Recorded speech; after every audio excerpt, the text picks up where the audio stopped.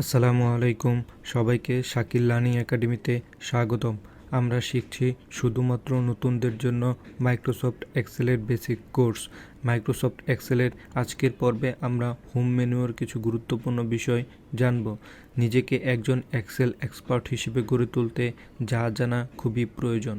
তাহলে চলুন আমরা দেরি না করে মূল ভিডিওতে চলে যাই। দেখব ফন্ট রিবন। তো ফন্ট রিবনের ভিতর আমরা দেখব font size increase, font size decrease, bold, italic, underline, border, fill colour, font colour. Okay, তো প্রথমে আমরা দেখব ফন্ট সাইজ। ABC food and beverage limited একটি হচ্ছে ফন্টের সাইজটা কি। এই জায়গায় যদি আমরা ক্লিক করে দেখেন, আমি কিন্তু ক্যালবেরি ফন্টে আমি ABC food and beverage limited typing করেছি। এখন আমার মনে হচ্ছে যে না, আমি ক্যালবেরি ফন্টে এটা রাখবো না, আমি এটা স্টাইলটাকে চেঞ্জ করব, আমি অন্য ফন্টে সেটাকে রাখতে চাই। সেক্ষেত্রে আমরা যদি ফ্রন্টে যাই, ফ্রন্টে যে জায়গায় অসংখ্য ফন্টের স্টাইল দেওয়া আছে, আমরা চাইলে যে কোনো ফন্টে সেটাকে ব্যবহার করতে পারি। এর জন্য আমার আছে কি ক্যালবেরি, তো এটাকে আমি চাচ্ছি অ্যারাইলে নিতে। দেখেন ফ্রন্টের স্টাইলটা কিন্তু চেঞ্জ হয়ে গেছে। বা আমি যদি অ্যারাইল ব্ল্যাক করে দিই, দেখেন তখন কিন্তু আমার ফ্রন্টের সাইজটা চেঞ্জ হয়ে গেছে। তো এইভাবে আপনারা যে ফ্রন্টে আপনাদের এক্সেলের ডাটাগুলোকে সাজাতে চান সেটা আপনি ব্যবহার করতে পারেন। তবে এক্সেল অফিসিয়ালি সাধারণত ক্যালবেরি এবং টাইমস নিউ রোমান এই দুইটা ফন্ট বেশি ব্যবহৃত হয়ে থাকে। এরপর যেটা দেখব যে ফন্ট সাইজ। এই ফন্টটাকে আমি কতটুকু সাইজে লিখব, এটার জন্য আমি যদি দেখি পাশে আমার দেওয়া আছে ফন্ট সাইজ। এটাকে বিভিন্ন ফন্টের সাইজ দেওয়া আছে। আপনার যদি মনে হয় যে না আপনি ফন্টের সাইজ ছোটো রাখবেন, সেক্ষেত্রে আপনি 9, 10, 12, 14, 16, 18 অথবা আপনি যদি বড় করতে চান বা একটু মানে আপনাদের প্রয়োজন অনুযায়ী আপনার যতটুকু ফন্টের সাইজ আপনারা রাখতে চান ততটুকু আপনারা রাখতে পারেন, ঠিক আছে। তবে অফিসিয়ালি সাধারণত 12, 14 এই দুটাই বেশি ব্যবহার হয়ে থাকে। ওকে, তারপর আমরা যে বিষয়টি দেখব যে ফন্টের সাইজ আমরা কিভাবে ইনক্রিজ করতে পারি, ডিক্রিজ করতে পারি। যদি আপনারা একটু খেয়াল করেন, এই পাশে ফ্রন্ট সাইজের পাশেই যেটা দেওয়া আছে ফ্রন্ট সাইজ একটা এ দেওয়া আছে, একটু বড় করে লেখা আছে এটা হচ্ছে দেখেন আমি মাউসটা রেখেছি, দেখা যাচ্ছে ইনক্রিজ ফন্ট সাইজ। তো এটাকে যদি আপনারা ক্লিক করি, দেখেন আমাদের ফন্টও কিন্তু কি হচ্ছে, বেড়ে যাচ্ছে, বৃদ্ধি পাচ্ছে। ওকে, তো পাশে যেটা দেখাচ্ছে ডিক্রিজ ফন্ট সাইজ। তো এটাকে যদি আমরা ক্লিক করি, দেখেন আমার ফন্টের যে সাইজটা ছিল সেটা কিন্তু ডিক্রিজ হয়ে যাচ্ছে, ছোট হয়ে যাচ্ছে। ওকে, তারপর আমরা যে বিষয়টা শিখব বোল্ড। একটি এক্সেল বা একটি রিপোর্টের নির্দিষ্ট কোনো অংশ আমরা কিভাবে বোল্ড করতে পারি, একটু কালো করতে পারি, সেটা যদি আমরা একটু খেয়াল করি, দেখেন আমি ইমরান হোসাইনের স্যালারি 25,000, এটাকে যদি একটু বোল্ড করতে চাই, সেক্ষেত্রে আমি যদি এই বিতে যদি শুধু ক্লিক করে দিই, তাহলে কি হবে, আমার দেখেন লেখাটা কিন্তু একটু বোল্ড হয়ে গেছে, একটু বড় হয়ে গেছে, একটু কালো হয়ে গেছে। ওকে, তাছাড়া আপনারা এটাকে যদি রিমুভ করতে চান বোল্ড, সেক্ষেত্রে আপনারা এই বিতে যদি আবার ক্লিক করেন, তাহলে দেখবেন আমার লেখাটা কিন্তু আগের স্টাইলে চলে আসছে, বোল্ড রিমুভ হয়ে গেছে। আরেকটি উপায় আপনারা বোল্ড করতে পারেন, সেটা হচ্ছে কিবোর্ডের Ctrl+B প্রেস করেও কিন্তু আমরা বোল্ড করতে পারি। এখানে আমি যদি Ctrl+B প্রেস করি, দেখেন আমার কিন্তু বোল্ড হয়ে গেছে।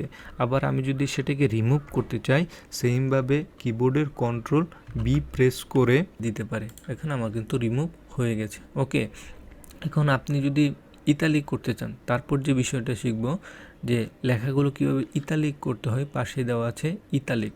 তো এই অংশটুকুকে আমরা যেই অংশটুকুকে ইতালিক করতে চাই, সেই অংশটুকুকে প্রথম আমরা সিলেক্ট করে নিব।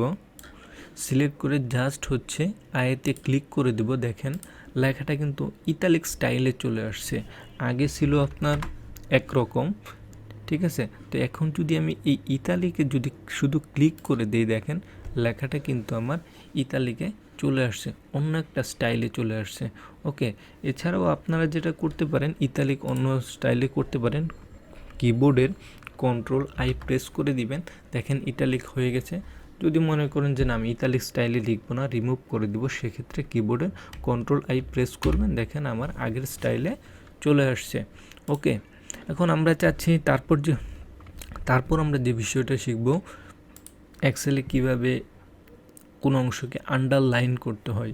ঠিক আছে, যদি আমরা খেয়াল করি ABC food and beverage limited, দেখেন এই যে কিন্তু আমার নর্মালি দেখাচ্ছে, নিচে কোনো আন্ডারলাইন দেওয়া নেই। সেক্ষেত্রে আমি যদি যেই অংশটুকুকে আন্ডারলাইন করব, তে ক্লিক করলাম, ক্লিক করে জাস্ট এই দিকে আন্ডারলাইনে ক্লিক করে দেখেন আমার কিন্তু একটা আন্ডারলাইন চলে আসছে। ওকে, এখন যদি আমি আন্ডারলাইনটাকে যদি রিমুভ করতে চাই, সেমভাবে আমি শুধু ইউতে একটু ক্লিক করে দিব, দেখেন আমার আন্ডারলাইনটা চলে গেছে। এখন আন্ডারলাইনে আমি যখন ক্লিক করলাম, দেখেন আমার কিন্তু নিচ দিয়ে একটা সরাসরি একটা রেখা দেখা যাচ্ছে। এখন আমি যদি চাই যে না এটাকে আমি ডাবল রেখা মানে ডাবল আন্ডারলাইন দিব, একটা আন্ডারলাইন আমি দিব না, ডাবল দিব, সেক্ষেত্রে যে অংশটুকুকে দিব জাস্ট এই জায়গায় যাব, ইউতে পাশেই যে আপনার চিহ্নটা দেখতে পাচ্ছেন, এতে ক্লিক করে ডাবল আন্ডারলাইন করে দেব, দেখেন আমার ABC food and beverage limited কিন্তু ডাবল আন্ডারলাইন হয়ে গেছে। এখন আন্ডারলাইন যদি আমি রিমুভ করতে চাই, তাহলে তখন এই জায়গায় ক্লিক করব, ক্লিক করে জাস্ট এই জায়গায় ক্লিক করে দেবো, দেখেন আমার আন্ডারলাইন কিন্তু চলে গেছে। এছাড়াও আপনারা আন্ডারলাইন করতে পারেন কিবোর্ডের মাধ্যমে Ctrl+U প্রেস করে, দেখেন আমার আন্ডারলাইন কিন্তু হয়ে গেছে। এখন আমি যদি সেটাকে রিমুভ করতে চাই, তখন আমি Ctrl+U প্রেস করে দিলাম, দেখেন আমার আন্ডারলাইন চলে গেছে। ওকে, তারপর আমরা যে বিষয়টা শিখব বর্ডার। তো বর্ডার আসলে কিভাবে দেয়, ঠিক আছে। তো এর জন্য আমাদের যেটা করতে হবে, আমরা যেই অংশটুকুকে বর্ডার করব, এর জন্য আমরা সেই অংশটুকুকে প্রথমে সিলেক্ট করে নিতে হবে। তো আমি সেল নাম্বার থেকে আমি এই অংশটুকুকে একটু সিলেক্ট করে নিলাম প্রথমেই। তারপর আমরা এই জায়গায় যাব, এই অ্যারো চিহ্নটা ক্লিক করব, দেখেন আমরা বিভিন্ন স্টাইলের বর্ডার করতে পারি। তো আমি চাচ্ছি প্রথমে অল বর্ডার, সম্পূর্ণ অংশটুকুকে কী করব, বর্ডার করব। এর জন্য আমি জাস্ট যে ক্লিক করলাম, দেখেন আমার সম্পূর্ণ এক্সেলটাই কিন্তু কি হয়ে গেছে, বর্ডার হয়ে গেছে।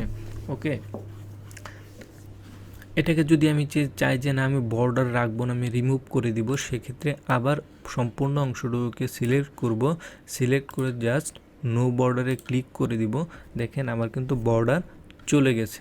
ওকে, তো সাধারণত যদি এক্সেলকে উপস্থাপন করার জন্য বর্ডারের অবশ্যই প্রয়োজন হবে, এর জন্য আমি বর্ডারটা রেখে দিচ্ছি। পর আমরা যে বিষয়টি শিখব ফিল কালার। তো ফিল কালার জন্য আমাদের যেটা করতে হবে, প্রথমেই আমরা যেই অংশটুকুকে কালার করব, সেই অংশটুকুকে আমাদেরকে সিলেক্ট করে নিতে হবে। ধরেন আমি সিরিয়াল থেকে স্যালারি পর্যন্ত সিলেক্ট করলাম, এখন আমি এই অংশটুকুকে কালার করতে যাচ্ছি, তখন আমি জাস্ট এই জায়গায় যাওয়ার পর আমি যে কালারটা আমাদের কাছে ভালো মনে হয় সেই কালারটা আমরা ব্যবহার করব। ওকে, এখানে আমি নর্মাল এটা ব্যবহার করলাম, দেখেন এই অংশটুকু কিন্তু আমার কালার হয়ে গেছে।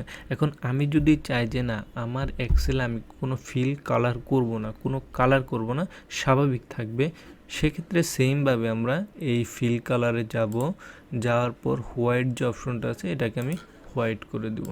ওকে, তো যেহেতু আমরা কালার করলাম, তো আমরা কালার রেখে দিচ্ছি। পর আমরা যে বিষয়টি শিখব ফ্রন্ট কালার, অর্থাৎ ফ্রন্টগুলোকে আমরা কোন কালারে লিখব। আমাদের দেখেন এই সম্পূর্ণ ফ্রন্টটি কিন্তু ব্ল্যাক কালারে লেখা আছে। তো চাইলে আমরা এই ফ্রন্টগুলোকে বিভিন্ন কালার চেঞ্জ করতে পারি। এর জন্য আমাদের যেটা করতে হবে, এবিসি ফুড অ্যান্ড বেভারেজ জাস্টে যে ক্লিক করলাম, ক্লিক করে দেখেন আপনারা যদি চান অন্য কালারও কিন্তু এই জায়গায় ব্যবহার করতে পারেন। আমি এই কালার দিলাম, দেখেন সম্পূর্ণ আমার কিন্তু ABC food and beverage limited কালারটা কিন্তু চেঞ্জ হয়ে গেছে। আমি এইভাবে যদি চাই যে আমার এই সম্পূর্ণ এক্সেল শিটের ফন্টের কালারটাকে আমি চেঞ্জ করব, সেক্ষেত্রে এই জায়গায় যাব, ফন্ট কালারে যাব, যে শুধু জাস্ট এই জায়গায় ক্লিক করে দিব, দেখেন আমার সম্পূর্ণ ফন্টে লেখার যে ফন্টগুলো ছিল সমস্ত কিছু কিন্তু আমার চেঞ্জ হয়ে গেছে। ওকে,